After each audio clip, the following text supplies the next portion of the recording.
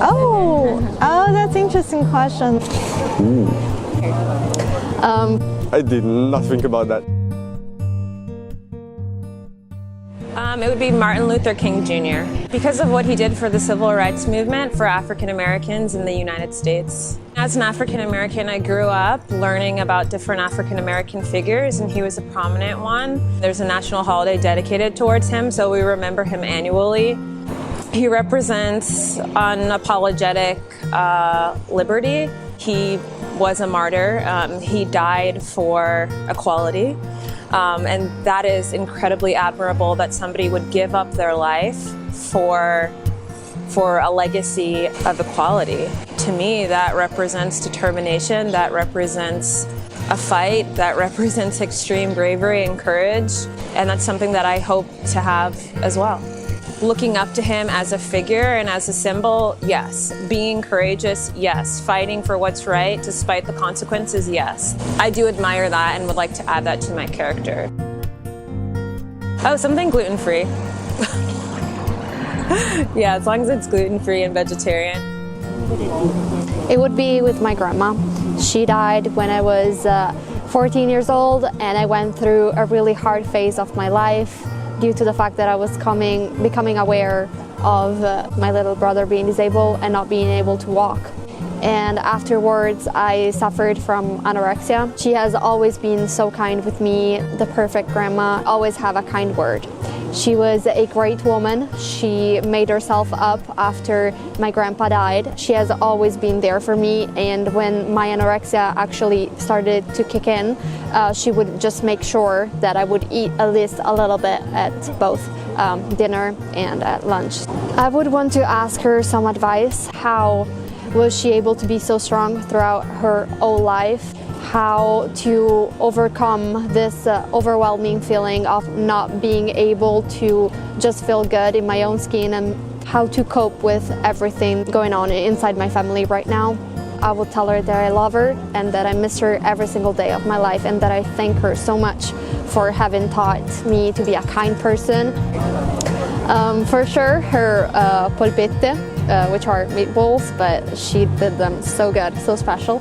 And of course, pasta ragu, which is a dish that she used to make every single time for me. Edward Monet. Firstly, because he's one of my favorite painters. I really admire his works like the Olympia, the L'Ancien on the Grass, and also all his still lifes, his paintings of the modern life in the late 19th century Paris. He's such a charming man. Although his contemporaries write about him, describing his dressing so chic, and his behavior is also very charming, both to men and women. He's such a controversial person in his time. He kind of created this new modern art, but he still submitted all his works to the Salon, which is kind of conservative at that time. I also want to see his relationships with his fellow painters, like with Degas, Monet, Montissot. I want to see if there are any really love story behind. I want to see how he came through such a hard life, but still keep painting with such prolific and wonderful works. And his political opinions, I know he's a Republican. He also fought in the Franco-Prussian War. I would just take a glass of wine with him in a small cafe on the street in open air to see how he observed the people around him. It would be Edith Piaf. It was a dream for me to live in Paris for a very long time, and she's pretty much one of the main features of that dream. Growing up, my father used to play a lot of French and Italian music in the house, and Edith Piaf was pretty much there all the time. Now I feel like I feel connected to her, but that's through art, through her music mainly, and through her very original way of being, or like mimic and kind of real feel of her music and of her lyrics as well. From La Vie en Rose to Je ne regrette rien, to get to know a bit more about the context of the creation involved. I would love for her to live in modern times. Maybe that would be better for her, to see her heritage and how much she influenced the entire world actually. I think it would be great if she could cook, because I'm horrible at it. And probably something French, because I'm a bit new to the culture and I would like to see. Some good wine, some good French cheese, and a very enjoyable conversation. That would be really nice. My father, because he just passed away yesterday in China. And I miss him because of the coronavirus. I cannot go back immediately. The only thing that I can do is to treasure every moment wherever I go. We're the best friends. I remember when I went back home 3 years ago, and he was already 81 years old, and he proposed a running race with me. And to encourage me, he said to me, "Lily, look, I can run faster than you. Let's run." So when I left China many years ago, when I went to the United States, he said to me, "Fly, little bird, fly." So I will always remember that. I wish I could have a dinner with him, but maybe in the next life. It will be definitely a French crepe with some chocolates, because chocolate is my father's favorite. I love you, Father. It would be Eric Clapton. I read his biography, I think, at least twice. I'm a guitarist myself. He was very influential at my early stage of playing the guitar. And I just love the way he revolutionized the guitar play in the 70s. How he played with the band Cream, super group they formed back then. His endless solos, and I love that very much. My father would play an Eric Clapton album almost every Sundays. I think I would just probably talk about guitar nerd stuff, from guitar electronics to how he does play his solos, or his songwriting I think is very unique. And I'd also love to know how life was back then, like in 70s London, where so many young bands and musicians came up. It's something very simple to not take the focus of the conversation, maybe. It will be my father. He is currently living in Cuba. That's where I was born.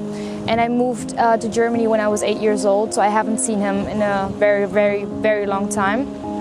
To me, I feel like a dinner would make him come closer to me. I have grown up without him, basically, and to me, he's a stranger, and to me, that's a very sad story, that your own father is a stranger to you, even though he's not dead. You have the possibility to meet him, but you just don't. So the relationship has been complicated ever since I was 2 years old. Ever since my mom was pregnant with me, he took care of me, so to say, and of her. But after a while, it just got less and less. My parents separated. He would probably say that I look good, that I'm a grown woman now. And I think there will be a lot of crying. I would just ask him how the past few years have been going.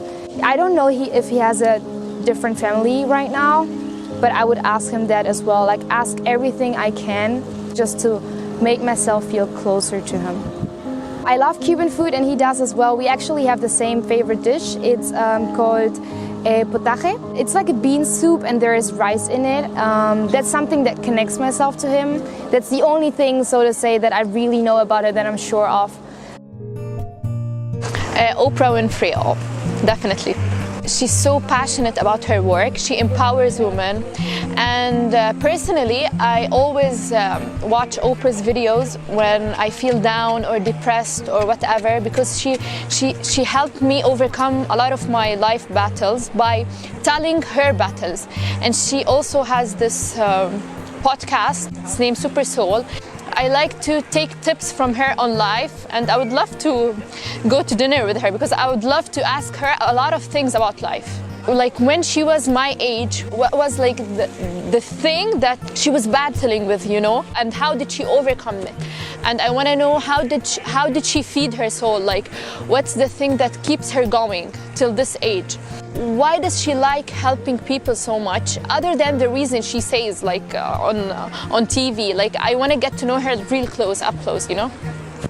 I would like to have a steak, well done steak, yeah, with water.